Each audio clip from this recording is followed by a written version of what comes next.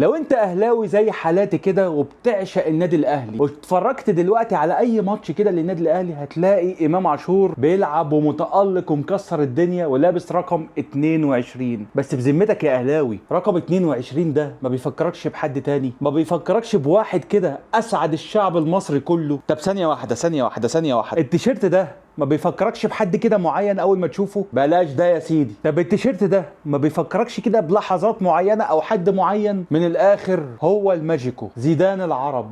رقم 22 بالنسبه لي هو الماجيكو محمد ابو تريكه. رقم 22 ده على تيشيرت النادي الاهلي محفور في قلوب كل مشجعين النادي الاهلي باسم محمد ابو تريكه. محمد ابو تريكه المسؤول عن لحظات سعاده كتير جدا في حياتنا كمشجعين للاهلي وكمشجعين لمنتخب مصر، يعني كمصريين. يعني قصه حب وعشق بين لاعب وبين جمهور لغايه دلوقتي موجوده وعمرنا ما هننساها ابدا. اتولد محمد ابو تريكه يوم 7/11/1978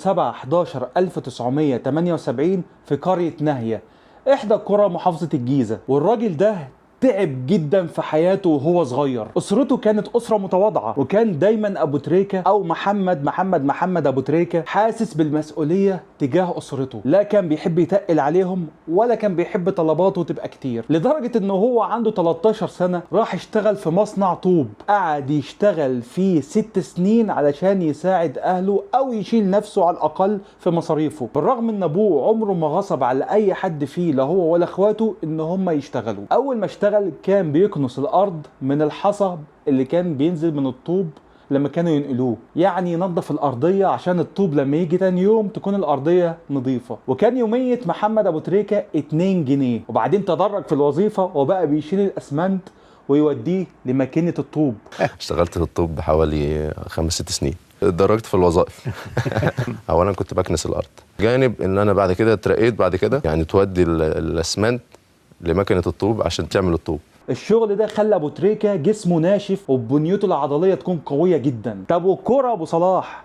حب ابو تريكه للكوره بدا وهو عنده 7 سنين، لما كان بيروح مع اخواته الكبار الدورات الرمضانيه اللي كانت بتعملها ناهيه لكره القدم. وفي يوم من الايام كده في ماتش في لاعب اتصاب، وكان محمد ابو تريكه قاعد بره، فاخواته الكبار قالوا له ايه، ما تنزل هنستعين بيك عشان تكمل العدد القانوني. فنزل بقى ايه بقى ابو تريكه ومتحمس ومش عارف ايه بقى، عايز يثبت نفسه بقى، متحمس يعني عيل لسه وفرحان ان هو هيلعب مع الكبار يعني. اول ما نزل ابو تريكه الجلاله واخداه بقى ورايح يهجم على اللاعب اللي معاه الكوره، راح مترقص ترقيصه بلدي. يا دي النيله، يعني ابو تريكه اول ما نزل يلعب كوره في حياته ترقص ترقيصه هو بيقول ان هو مش هينساها طول عمره. يعني واحد يا ابو تريكه في مركز الشباب رقصك ترقيصه بلدي مش هتنساها، تقوم معاقب افريقيا كلها. وساعتها اخواته الكبار اسامه واحمد قربوا منه وادوله اول درس في كره القدم، وهو الهدوء في الملعب والصبر وعدم التسرع. وده اول درس اتعلمه ابو تريكه في الملعب. وبعد كده بقى ايه، ابو تريكه بدا يحب الكوره وبدا يشارك مع فريق المدرسه بتاعه، يعني يروحوا يلعبوا المدارس التانية وكده.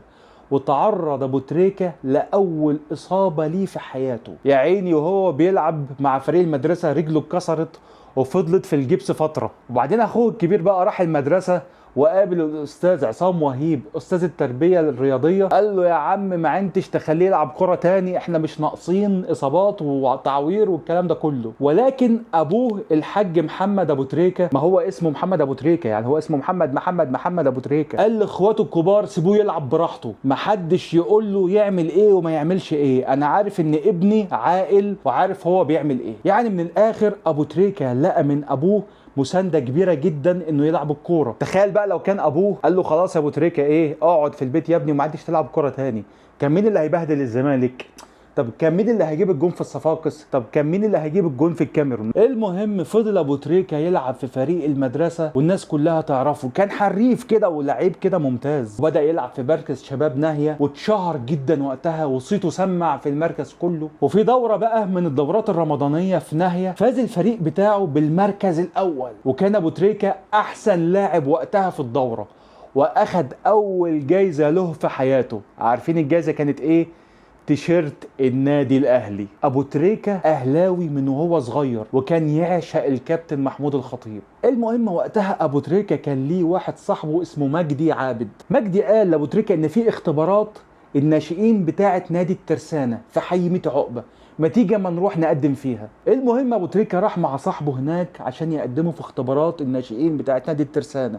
مين اللي استقبله بقى؟ الكابتن عبودة الحملاوي. كان وقتها الكابتن عبودة الحملاوي بيدي الكوره للعيال الصغيره ويقول لهم نطقوا الكوره كده، يشوف ده هيجيب كام وده هيجيب كام. اغلب اللعيبه وقتها ما جابوش ارقام كبيره، راح هو مدي الكوره لابو تريكة وقال له ايه؟ نطق لي الكوره كده يا تريكة. راح ابو تريكة مسك الكوره وفضل ينطق فيها 10 20 50 100 لغايه لما الكابتن الحملاوي قال له ايه؟ كفايه بقى يا ابني، ايه تعالى بكره وخلاص. كابتن حملاوي قال له يعني نطق الكوره وريني هتعمل ايه. محمد قعد ينطق الكوره يعني 70 80 بعدين وصل ل 100 120 دخل على 150. فالكابتن حملاوي قال له يا ابني بس كفايه كده. شوف اختبارات الناشئين زمان كانت بسيطه ازاي، مش زي دلوقتي. انا مقتنع ان الكوره هي لعبه الفقراء، اللي ما لعبش في الشوارع وفي الحواري وفي الدورات الرمضانيه مستحيل يكون لاعب فذ. سيبك من اللي بيحصل دلوقتي في الاكاديميات والاختبارات ومش عارف ايه، كلها اساسا عيال اهاليهم عايزين يطلعوهم لعيبه كوره بالعافيه، ما عندوش الحب للعبه والموهبه. يا عم ماليش دعوه بالكلام ده كله، خلينا في الراجل ابو تريكة. المهم فضل ابو تريكة يتدرب مع الناشئين بتوع الترسانة شهرين. كان بيتدرب وقتها بكاوتش عادي كده قديم. ساعتها الكابتن الحملاوي قال له روح هات كوتش للكوره، مش هينفع تتدرب في الكوتش ده. طبعا ابو تريكة كان عنده حياء انه يطلب من ابوه طلب زي ده، لانه شايف ان ابوه مضغوط في المصاريف زياده عن اللزوم. فقرر ابو تريكة يعمل ايه؟ يبعد خالص عن الكوره وعن نادي الترسانة، وقعد في بيته وقرر ما يروحش التدريب تاني. وقتها صديق ابو تريكة مجدي عابد كان انضم لناشئين الترسانة، وكان بيعدي على ابو تريكة كل يوم قبل ما يسيب النادي عشان يروح معاه. ابو تريكة قرر ان هو يتهرب منه عشان خاطر هو مش عايز لنفسه احراج يعني. ففي يوم قابل ابو تريكة بالصدفه في الشارع، قال له يا ابني انت ما بتجيش تدريب الترسانة ليه؟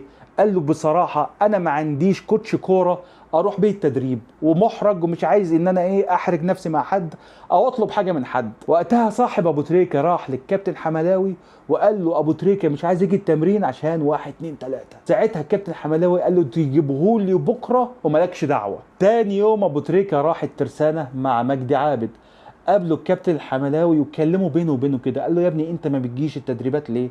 قال له انا مش قادر اجيب كوتش كوره زي ما انت قلت لي لان ظروفنا الماديه صعبه شويه. وقتها الكابتن حملاوي ادى ابو تريكة شنطه كامله فيها لبس وكوتشي وقال له انزل اتمرن معانا. انا بعتبر الكابتن حملاوي في الموقف ده له فضل كبير جدا ان موهبه ابو تريكة تظهر للنور.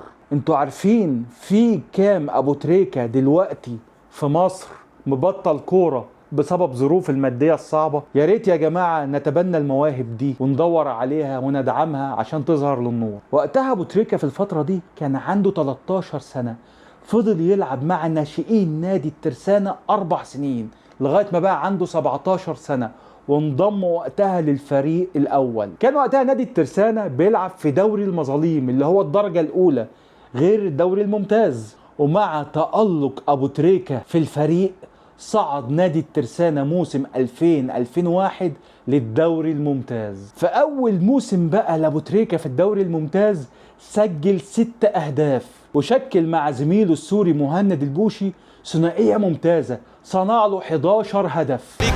أبو تريكة 1 ضد 1 وعماد النحاس وأبو تريكة ومهند البوشي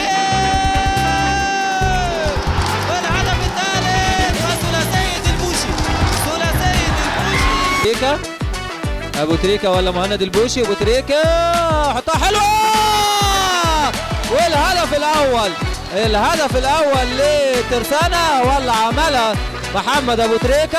علي رشدي نص الملعب لابو تريكه اللي نقل نفسه من يمين شمال، والشراوي محمد الكبيره دي والمكسب ده والثلاثه بونت ده الحمد لله يدونا دفعه، والحمد لله بقالي من اول هدفين ليا في الدوري الحمد لله فكيت النحس النهارده. الهدف الاولاني كان تمريره من هاني حسن، الحمد لله حطيتها ربنا وفقني فيها وحطيتها بوش رجل الخارجي جت البعيده. وفي الموسم ده احتل الترسانة المركز ال11 وضمن بقائه في الدوري الممتاز. وفي سنة 2001 استدعاه الكابتن محمود الجوهري الله يرحمه لأول مرة مع منتخب مصر، بس هو كان لاعب بديل ما كانش أساسي. وفضل أبو تريكة يتألق مع نادي الترسانة، والتألق ده ساعد الفريق إنه يفضل في الدوري الممتاز لغاية موسم 2003-2004. أبو تريكة بدأ الموسم مع نادي الترسانة، سجل معاه 3 أهداف لغاية ما جت اللحظة الفاصلة في حياة أبو تريكة في يناير 2004. في يناير 2004 الزمالك بدأ يفاوض محمد أبو تريكة عشان يضمه للفريق بتاعه. الزمالك وقتها ما كانش فريق عادي، كان فريق كله نجوم، فريق جبار واخد الدوري ومسيطر على الكرة في مصر. وقتها راح محمد أبو تريكة قعد مع مسؤولين نادي الزمالك، وكل طلب أبو تريكة يطلبه اوكي حاضر موافقين، مفاوضات سلسة جدا. ولكن أبو تريكة كان عنده أمل إن الأهلي يتحرك في أي وقت يطلبه، فأبو تريكة قال لهم وقتها هصلي استخارة وهرد عليكم. المهم أبو تريكة راح قابل مسؤولين الزمالك تاني، قعد مع الدكتور كمال درويش وقتها اللي كان رئيس النادي، وقال له أنا صليت استخارة، يعني أنا مش مرتاح إن أنا اجي نادي الزمالك، وسابهم ومشي. بعدها باسبوع بدأ الاهلي يتدخل في مفاوضات مع ابو تريكة. وقتها ابو تريكة فرح جدا، حلم حياته هيتحقق، هيلعب للنادي الاهلي. وقتها مانويل جوزيه اللي كان ماسك الفريق جديد وقتها قال لهم انا ما اعرفوش، روحوا هاتولي شرايط عشان اتفرج عليه. ما هو ما كانش فيه يوتيوب وقتها عشان يعرف مين ابو تريكة ده. ابو تريكة لما عرف رد قال له يا عم مش مديلهم حاجه ومش هوريهم حاجه. ليه يا ابو تريكة ليه بتعمل كده؟ يا عم ما توديله الشرايط اللي هو عايزها خليه يشوفك. ابو تريكة قال لهم لا مش هودي حاجه. ايه اللي خلى ابو تريكة ينشف دماغه كده؟ الله اعلم. وقتها تدخل الكابتن حسام البدري وراح لابو تريكة قال له يا تريكة احنا عارفينك وعارفين موهبتك، بس الراجل ما يعرفكش، يا اخي هات شريطين 3 ليك لماتشات الراجل يتفرج عليك فيهم. بعد الحاح كبير من الاهلي ومجدي عابد، ابو تريكة ادى شريطين ماتش الزمالك والكروم لاخوه اسامه وقال له اديهم لمجدي خليه يوصلهم النادي الاهلي. جوزيه اتفرج على اول 10 دقايق من ماتش الزمالك قال لهم خلاص اوكي هاتوه انا عايزه. المهم بعد ما الخواجه وافق راح ابو تريكة مع صاحبه مجدي لبيت المهندس عادل القيعي. ابو تريكة مرمط صاحبه مجدي معاه، مع ان مجدي عابد صاحب ابو تريكة كان زملكاوي، بس هو كان يهمه مصلحه صاحبه فوق اي شيء. ابو تريكة وصاحبه مجدي قعدوا مع المهندس عادل القيعي في شقته وما اتفقوش. يا دي النيله، ما يا عم ما تخلصونا بقى من الصفقه دي. وهم خارجين من شقه المهندس عادل القيعي، عادل القيعي نده على ابو تريكة قال له اللي حصل بيني وبينك النهارده انا هعتبره ما حصلش. ايه اللي حصل بينهم الله اعلم برضه. المهم ابو تريكة اتضايق جدا وحس ان حلمه في الانضمام للنادي الاهلي فيه مشاكل كتير، راح سايب تليفونه مع صاحبه مجدي عابد وقتها واختفى كده. المهم الكابتن محمود الخطيب كان عنده فرح واتصل بتليفون ابو تريكة، رد عليه مين وقتها؟ صاحبه مجدي عابد. قال له ابو تريكة فين؟ انا عايزه يجيلي دلوقتي. فعلا مجدي عابد راح لابو تريكة قال له الخطيب عايزك وهنستناه، هو عنده فرح هنستناه في الحته الفلانيه وهو هيجي لنا بعد الفرح. المهم الكابتن الخطيب خلص الفرح وراح بالعربيه بتاعته، لقى مجدي عابد واقف لوحده. قال له ايه يا عم امال هو فين ابو تريكة؟ قال له واقف بعيد مكسوف يقابل حضرتك. قال له يا عم اندهله قول له الخطيب عايزك. راح مجدي عابد ندى ابو تريكة وقال له تعالى هنقعد مع الخطيب في عربيته. المهم قعد ابو تريكة مع الخطيب في عربيته، والكابتن الخطيب قال له كلمتين: يا ابو تريكة احنا عايزينك، والنادي عندنا ما بيديش ارقام كبيرة، ولكن اؤكد لك ان انت هتكون واحد من اساطير النادي الاهلي. ابو تريكة رد وقال للخطيب انا بلغت والدي ان انا همضي للاهلي لو ببلاش. المهم الكابتن الخطيب راح مطلع لابو تريكة شيك من حسابه الشخصي وقال له ده مقدم التعاقد مع النادي الاهلي. وطلعوا بالعربية على شقة المهندس عادل القيعي، وهناك مضى ابو تريكة اوراق انتقاله للنادي الاهلي. قيمة الصفقة وقتها كان 450 الف جنيه. اول مرة دي حاجة ما اقدرش انساها، لان انا نفس الكلام كنا مكلفين الادارة بتاعتنا انها تشوف محمد ابو تريكة، واتفقنا نجيب ابو تريكة خلاص. فاتأخر الموضوع شوية. في نفس الوقت كنت بسمع ان الانديه الزمالك بتفاوضوا والاسماعيلي بيفاوضوا يعني، واحنا لسه طب احنا الكلام ده كلمناه بقى لنا 10 ايام لسه ما تمش ليه؟ فكلمت فقالوا ان بمعناه ان تليفونه مع واحد صاحبه وهو ما بيردش خالص على التليفون. فقلت له طب عادل اديني تليفون صاحبه. خدت التليفون كلمت الراجل رد عليا، قلت له يا ابني انا فلان انا عايز اكلم محمد. فقال لي يا كابتن انت مش فاكرني؟ انا عرفني بنفسه بقى. مجدي الابيض. مجدي دوت كان مره كنت قاعد عارف التميش صاحبنا احنا طبعا انت معاك تفويض تقعد تنسى.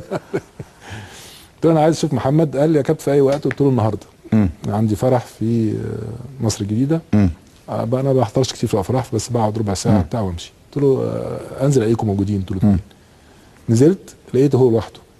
قلت له فين محمد؟ قال لي يا كابتن محمد واقف بره مكسوف واقف في الشارع. فقلت له يا ابني مكسوف من ايه؟ قال لي ما هو يعني مكسوف انه هيقابلك يعني. فاخدته معايا في العربيه ورحنا على اول الشارع، كانت الدنيا برد جدا. ولقينا واقف في الشارع على النص كده، فرحنا واقفين خدته معايا في العربيه. فعايز افتح الكلام يا ابني انتوا معانا واحنا ارقامنا ما بتديش ارقام كبيره وممكن يكون، لكن في يعني في ان انت ان شاء الله ربنا يكرمك في النادي الاهلي وتبقى عايز امهد الكلام. فقال يا كابتن انا قلت لوالدي ان انا جاي اقابلك، فكان والدي عايز يجي معايا. كويس. فاحنا اهلاويه جدا واحنا مش عارف ايه. كابتن اللي انت انا همضي بدون ما اتكلم في حاجه. ده اول مره. اول مقابله. طلع العقود برضه وخدته بقى. ساعتها رحت مكلم مع عادل القيعي في التليفون. قلت له عادل انت فين؟ قال لي انا في البيت. قلت له طب حضر العقود دي. وما كانش حتى عارف مين. ورحت كمان رحنا مضى الولد وخلاص. موضوع ولا اتكلم في مليم ولا اتكلم هياخد كام ولا ده هيدوني كذا ولا اتكلم في كلمه. هو حابب انه يكون موجود في المكان ده. عشان كده كمان ربنا كرمه يعني. في نفس الوقت التجديد بقى الثاني بتاعه نفس الكلام. فكلمته لقيته جايب العقود راح ماضيها وماشي. برضه ولا اتكلم في اي حاجه. فهو دي يعني ده الحقيقه الحاجات دي بتبقى حاجات مثاليه يعني. الحلو بقى ان ابو تريكة احتفظ بالشيك بتاع الكابتن الخطيب ده 3 شهور ما صرفوش. راح متصل بيه كابتن الخطيب قال له يا ابني انت ما صرفتش الشيك ليه؟ قال له بصراحه يا كابتن انا محتفظ بالشيك ده تذكار منك. قال له يا عم صوره واصرفه خلينا نخلص. فقابلناه واتفقنا معاه ومضيت على بياض ومضيت على العربيه بتاعه البي ام ورا. وساعتها هو ادالي شيك من حسابه الشخصي، قال لي ده مقدم العقد واحنا هنخلص الامور مع النادي سواء في يناير او في نهايه الموسم بعد كده. الشيك ده احتفظت بيه 3-4 شهور ما صرفتوش. هو كلمني قال لي يا ابني انت ما صرفتش الشيك ليه؟ قلت له يا كابتن انا محتفظ بيه. قال لي صوره. واختار ابو تريكة يلبس الرقم 22. قصه الرقم 22 دي باختصار ان ابو تريكة قبل ما ينتقل للنادي الاهلي راح يعمل عمره في السعوديه، وهو خارج من المسجد النبوي لقى فوق مكتوب رقم 22. فقرر ان ده هيكون الرقم بتاعه لو راح للنادي الاهلي. ابو تريكة بقى راح النادي اول يوم طبعا مخضوض، ده داخل النادي الاهلي. اول واحد استقبله كان الكابتن ثابت البطل الله يرحمه. اول ما الكابتن ثابت البطل شاف ابو تريكة قام من المكتب بتاعه وراح اخده بالحضن وقال له نورت النادي يا كابتن ابو تريكة. وقتها ابو تريكة بيقول احساس الخوف والرهبه اللي جوايا راحت مع الحضن بتاع الكابتن ثابت البطل. وراح كابتن ثابت البطل قال لعم حارس وري محمد الاوضه بتاعته ولو احتاج اي حاجه يجي لي مكتبي في اي وقت، مكتبي مفتوح لك يا تريكة. وبدات قصه الحب اللي بيننا وبين ابو تريكة. احلى حاجه في الدنيا وانت كلاعب تلعب للاهلي المصري، واحسن حاجه ان انت تشجع الاهلي من المدرجات. اول جون بقى سجله ابو تريكة مع النادي الاهلي كان في كاس مصر قصاد نادي طنطا. الكره العرضيه هوبا الباكورد والجول واول اهداف اللقاء. اول اهداف اللقاء مين بقى؟ محمد ابو تريكة. الله عليك، تسلم رجليك والدقيقه الخامسه يا ابو تريكة. الدقيقه الخامسه واول بصمه ايجابيه، عايز يقول لكل الاهلاويه انا صفقه رابحه، انا صفقه مفيده للنادي الاهلي. محاولات النادي الاهلي لضم كانت ايجابيه. واول جون جابه ابو تريكه مع الاهلي في الدوري كان قدام نادي الترسانه فريقه السابق. والعرضيه وهدف، والعرضيه وهدف محمد ابو تريكه. محمد ابو تريكه واول هدف رسمي ليه مع النادي الاهلي في اول مباراه رسميه في الدوري مع ناديه القديم الترسانه. طبعا ابو تريكه بدا مع الاهلي الدور الثاني، بس كان الاهلي واقع قوي في الدور الاول وقتها، وكانت النتائج مش قد كده، وبسبب الدور الاول ده قدر الزمالك يفوز بالدوري بفرق 9 نقط عن النادي الاهلي، ووصل النادي الاهلي نهائي كاس مصر قدام نادي المقاولين العرب وخسر برضه 2-1. وقتها الاهلي انهى موسم 2003-2004 بدون ولا بطولة. بعدها بقى ايه اللي حصل؟ الاهلي اخد الحباية وقرر يدور الضرب في فرق افريقيا كلها. وقتها بقى الاهلي تعاقد مع محمد بركات واسلام الشاطر وصعد عماد متعب من الناشئين. قدر النادي الاهلي يفوز بالدوري المصري ب 74 نقطة بدون ما يخسر ولا مباراة، اتعادل بس ماتشين وفاز ببقية الماتشات كلها. سجل 59 جون واستقبل 13 جون بس في الموسم كله. موسم كان اسطوري للنادي الاهلي. الزمالك وقتها بقى اللي كان حامل اللقب احتل المركز السادس في الدوري المصري، وقدر النادي الاهلي انه يخرج الزمالك من دوري ابطال افريقيا في نص النهائي في مباراة كان بطلها محمد بركات، وبعديها وصل النهائي قدام النجم الساحلي، اتعادل معاه في تونس 0-0 بس في القاهرة فاز 3-0، واللي افتتح الاهداف هو محمد ابو تريكه. بس بقى الاهلي في الموسم ده مع الاسف ما قدرش يفوز بكاس مصر وخرج من دور 16 قدام غزل المحله. قدر محمد ابو تريكه موسم 2004-2005 يسجل في الدوري 9 اهداف، وفي دوري ابطال افريقيا سجل 3 اهداف. عرضيه هوبا يا خرابي، ابو تريكه ابو تريكه ابو تريكه المجرم، ابو تريكه المجرم المجرم المجرم المجرم. حلوه حلوه حلوه يا ابو تريكه، حلوه حلوه حلوه. يا نهار ابيض عليك يا ابو تريكه. رايح ابو تريكه هيحيي مديره الفني لثابت البطل، لثابت البطل مدير الكره العظيم. وقدر النادي الاهلي يروح كاس العالم للانديه في اليابان، ولكن المشاركه ما كانتش حلوه قوي يعني. خسر من الاتحاد السعودي من سيدني الاسترالي. وبعد البطولة دي بدأت في 2006 شهر يناير بطولة عمرنا ما هننساها كمصريين، كأس الأمم الأفريقية اللي أقيمت في مصر. بطولتنا حلم من بدايته جميل، أفريقيا حضن أرض النيل، بنلاقي بعض بالأحضان. كانت أول بطولة للمعلم حسن شحاتة مع منتخب مصر كمدرب، وانضم أبو تريكة وقتها للمنتخب. زمان في بلاد بعيد، أفريقيا فوق بعيد عن أوغندا، لسه فاكرها زي امبارح. سيتو بوغاشا كانت آسيا موقعة، كله كان بيلعبوا لمصر. أخطر واحد فيهم كان الساحر بتاعهم، كل ما الصوت يعلى يلمس الكورة والرعب يزيد.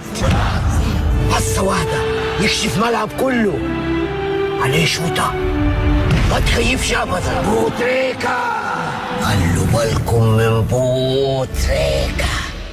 تفتكروا مين ورا؟ بسم الله الرحمن الرحيم. افتتح كأس الأمم الإفريقية 25 بس 2006.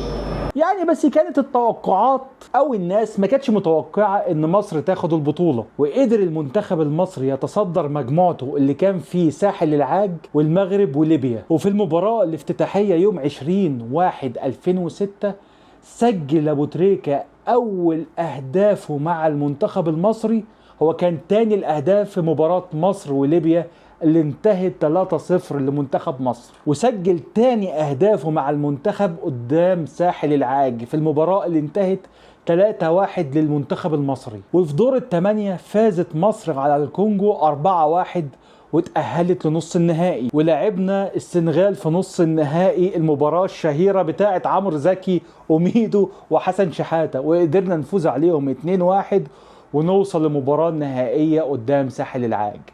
ماتش مصر وساحل العاج في نهائي كأس الأمم الأفريقية 2006 كان حرق دم وأعصاب، وكانت مباراة صعبة جدا. وصل الفريقين لضربات الجزاء، وسجل أبو تريكة آخر ضربة جزاء وهو ما كانش يعرف إنها الأخيرة. ابو تريكة جول!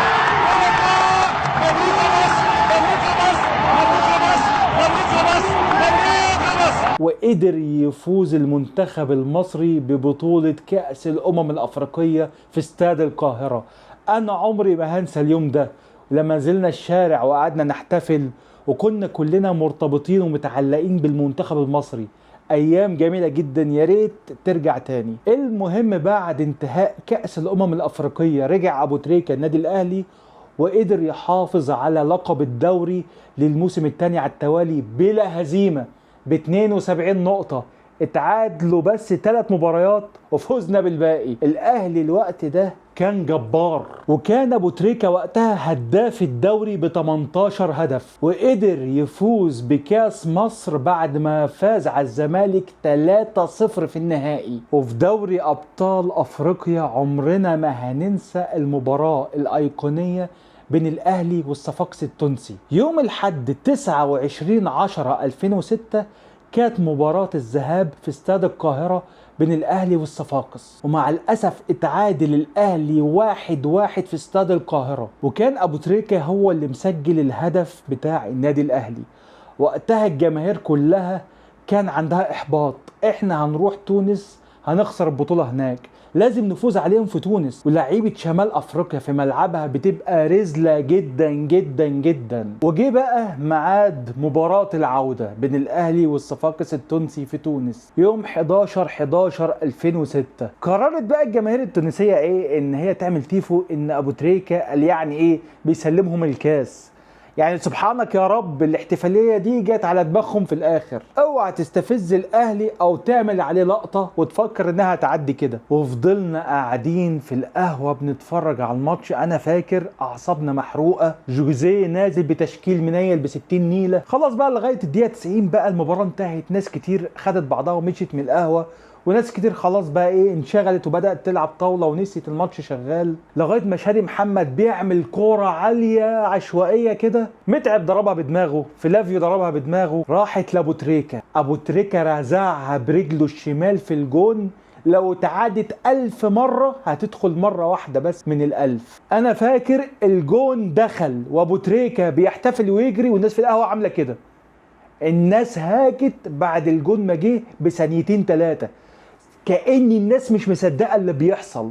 بجون أنا بعتبره واحد من أهم الأهداف في تاريخ النادي الأهلي وفي تاريخ محمد أبو تريكة، بل هو الهدف الأغلى في مسيرة محمد أبو تريكة، طبعا مع جون الكاميرون اللي هنتكلم عليه قدام. وقتها إحنا مش مصدقين، الأهلي بطل أفريقيا، بطولة جت من قلب تونس، عشان يكون أبو تريكة في موسم 2006 واخد الدوري المصري، كاس مصر، دوري أبطال أفريقيا، كأس الأمم الأفريقية، هداف الدوري، أفضل لاعب في مصر، أفضل لاعب إفريقي داخل القارة. وقدم بقى أبو تريكة أداء أكتر من رائع في بطولة كأس العالم للأندية 2006. المشاركة التانية بقى للنادي الأهلي في كأس العالم 2006 كانت بالنسبة لي مشاركة ناجحة جدا. قدر يفوز النادي الأهلي على نادي أوكلاند سيتي 2-0 بهدفين أمادو فلافيو ومحمد أبو تريكة، وتأهل الأهلي لنص النهائي بعديها عشان يلاعب انترناسيونالي البرازيلي، ولكن مع الأسف خسرنا 2-1 بأهداف ألكسندر باتو ولويز أدريانو. وأحرز للأهلي وقتها أمادو فلافيو من رأسية جميلة جدا بعد ما رفعها له طارق السعيد. ولكن بقى أبو تريكة في مباراة المركز الثالث قدام الفريق أمريكا المكسيكي قدم واحدة من أفضل مبارياته في كأس العالم للأندية، أحرز وقتها هدفين 2 وفاز الأهلي 2-1. وبكده يكون أبو تريكة حقق المركز الثالث مع النادي الأهلي في كأس العالم للأندية 2006. أبو تريكة يا فنان العب كمان وكمان قسموها لجوان وقلوبنا تدعي تخيلوا لو في لاعب من الجيل بتوع دلوقتي عمل الانجازات دي كلها هيعمل ايه؟ والله العظيم هيصدعونا بيه في الاستديوهات ليل نهار. ابو تريكة واخد الجوائز دي كلها وتحس ان هو عادي يعني. وبعدين يا ابو تريكة هنعمل ايه؟ هنركز في الموسم الجديد. وقدر النادي الاهلي يفوز بلقب الدوري الثالث ليه على التوالي، ولكن المرة دي خسر 3 مباريات. وقدر يفوز بكاس مصر على حساب الزمالك في مباراة انا بعتبرها الافضل في تاريخ الاهلي والزمالك. عمرو زكي يجيب جون، عماد متعب يتعادل، شيكابالا يجيب جون، ابو تريكة يتعادل، جمال حمزة يجيب جون، اسامه حسني يتعادل، وهوب يروح الاهلي متقدم على الزمالك عن طريق اسامه حسني، وتنتهي المباراة لصالح الاهلي، واحدة من اجمل مباريات الاهلي والزمالك في التاريخ. ولكن مع الاسف النادي الاهلي بيخسر دوري ابطال افريقيا قدام النجم الساحلي في النهائي بعد ما تعادلنا معاهم 0-0 في تونس، وقلنا خلاص المباراة يعني بتاعتنا في القاهرة هنكسبهم، ولكن اتغلبنا 3-1 مع الأسف بعد طرد عماد النحاس. يعني عماد النحاس جاب الجون الاولاني للاهلي من هنا وانطرد، وكان جون عماد النحاس ده هو هدف التعادل، ولكن مع الاسف انتهت المباراه 3-1 في مباراه احبطت جماهير النادي الاهلي اللي كانوا بيتفرجوا في الاستاد، اللي اتفرجوا على التلفزيون، اللي اتفرجوا في القهوه. كل الناس كانت متضايقه ومخنوقه. مش عارف انا ليه الاهلي بيصعبها علينا انه ياخد هاتريك دوري ابطال افريقيا. المهم بقى بعد المباراه دي جه موعد كاس الامم الافريقيه 2008 اللي اتلعبت في غانا. شحاتة مدرب مصر، قائد منتخب والجماهير كمان، قرارات مناسبة في أوقات حرجة، حركة واحدة من إيده علام تطلع ما تنزلش، تشجيعي يبتدي ما يسكتش. يا ترى مين اللي وراه؟ النهارده من يمين للشمال. هو مش هنزل فلافي ولا ايه؟ ها؟ اشرب يا بابا. اللي مالهمش فيها بيشجعوا مصر واحنا معاهم. تعال اشربي ايه؟ ها؟ فات كتير؟ فات. اجيب له كوكا زي اللي مع عمه؟ كوكا بعد اذنك.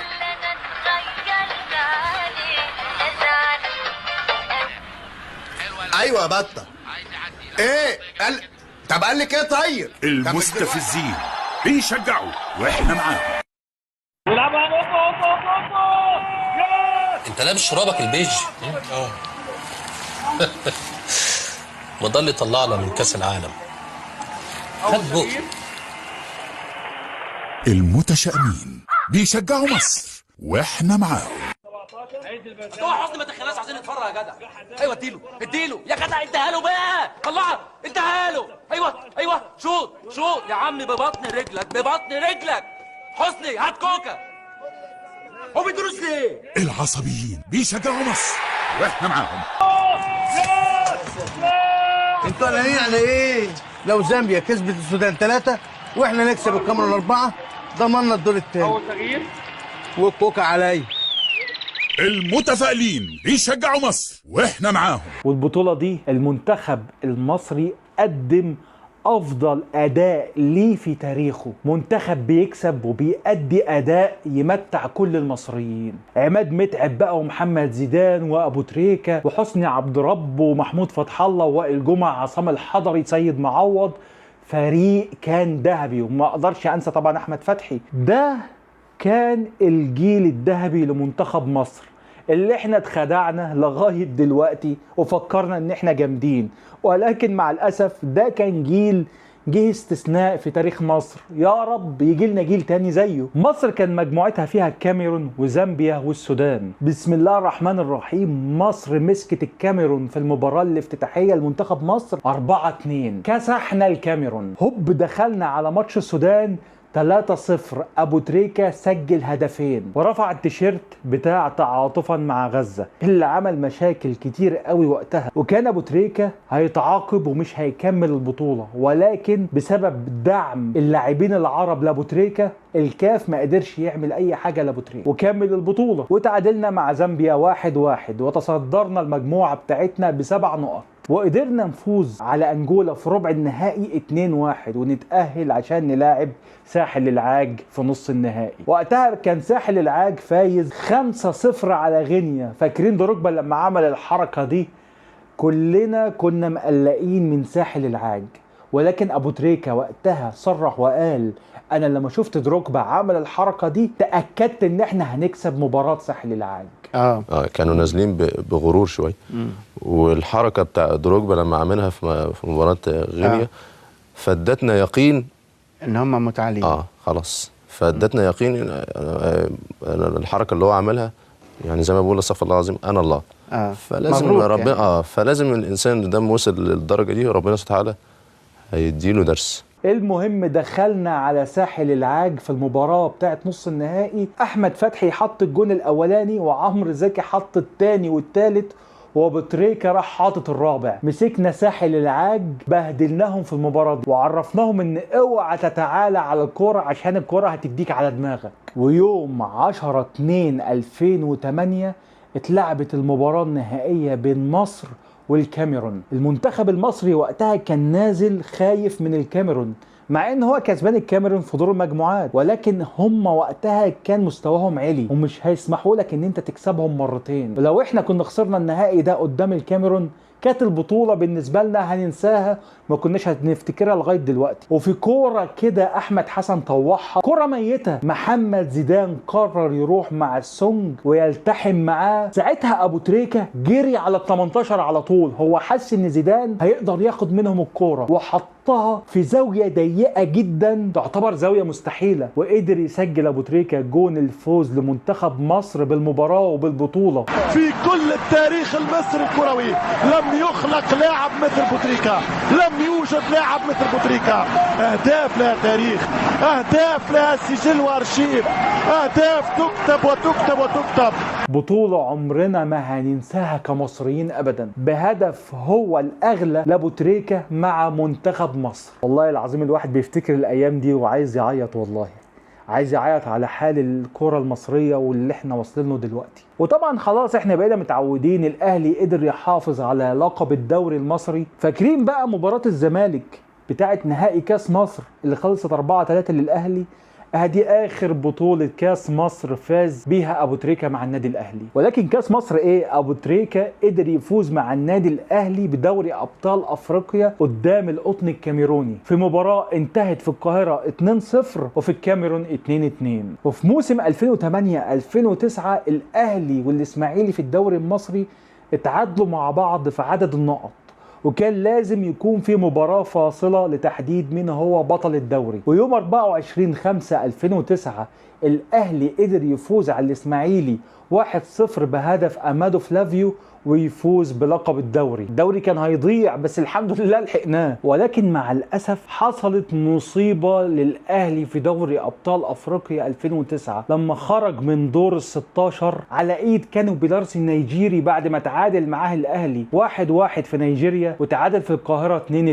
هي كانت صدمة لجماهير النادي الأهلي وقتها. 2009 دي تعتبر من السنين السيئة للكرة المصرية. بدأناها بخروج الأهلي من دوري أبطال أفريقيا وانتهت بضياع حلم التأهل لكأس العالم بسبب تأهل الجزائر للمونديال على حسابنا. يمكن النقطة المضيئة الوحيدة اللي كانت في 2009 هي بطولة كأس القارات. مباراة البرازيل اللي احنا بنصنفها انها واحدة من افضل مباريات المنتخب المصري كأداء. اي نعم احنا خسرناها، ولكن ابو تريكة قدم اداء اكتر من رائع في المباراة دي، يحسسك كده ان زين الدين زيدان نزل يلاعب البرازيل. وقدرنا نفوز على ايطاليا 1-0 بجون محمد حمص. ولكن مع الاسف شوف مصر تعمل مباراة عظيمة قدام البرازيل وتفوز على ايطاليا وتخسر من امريكا 3-0. بقولك 2009 كانت سنة المشاكل للكرة المصرية كلها. ورحنا كأس الأمم الأفريقية 2010 اللي غاب عنها أبو تريكة بسبب الإصابة، ولكن كان نجم البطولة دي هو محمد ناجي جده، ودي تعتبر آخر بطولة أفريقية فاز بيها المنتخب المصري. وقدر النادي الأهلي يحافظ على لقب الدوري لموسم 2009-2010، ولكن مع الأسف خسر دوري أبطال أفريقيا في نص النهائي قدام الترجي التونسي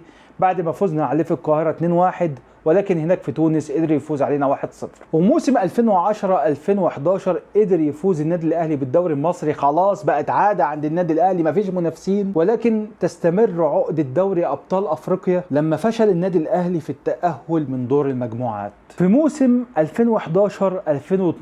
اللي انا بعتبره الموسم الاسود في تاريخ الكرة المصرية، يوم 1/2/2012 كان في مباراة في استاد بورسعيد بين الأهلي والمصري البورسعيدي. أنا مش هتكلم عن المباراة دي وأنا مش حابب أفتكر اليوم ده، ولكن كل اللي هقوله لك كلمة واحدة: أبو تريكة قبل المباراة دي كان حاجة، وبعد المباراة دي بقى حاجة تانية خالص. يعني بسبب اللي شافه في أوضة اللبس من الناس اللي ماتت ما بقاش له نفس يمارس كرة القدم. في الأول وفي الآخر كرة القدم دي لعبة، ما ينفعش بسبب لعبة يموت مشجعين من النادي الأهلي. ربنا يا رب يرحمهم ويصبر أهاليهم، وعمرنا ما هننساهم أبدا. ولكن الأهلي في نفس السنة قدر يفوز بدوري أبطال أفريقيا على حساب الترجي الرياضي التونسي. وبعد البطولة أبو تريكة راح فريق بنياس في يناير 2013 على سبيل الإعارة. على الرغم ان الفترة كانت قصيرة ولكنها كانت ناجحة جدا لأبو تريكة، احرز فيها 4 أهداف في 12 مباراة، وقدر فريقه يحتل المركز الرابع في الدوري الاماراتي، والمركز ده خلاه يلعب في دوري ابطال اسيا الموسم اللي بعده، وقدر يفوز مع فريقه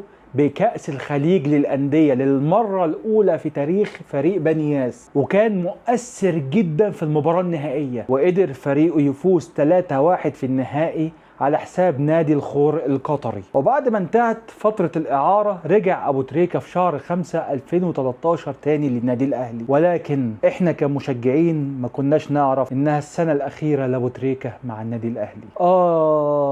أنا ما بحبش أفتكر اليوم ده، والمباراة دي أنا ما بحبش أتفرج عليها.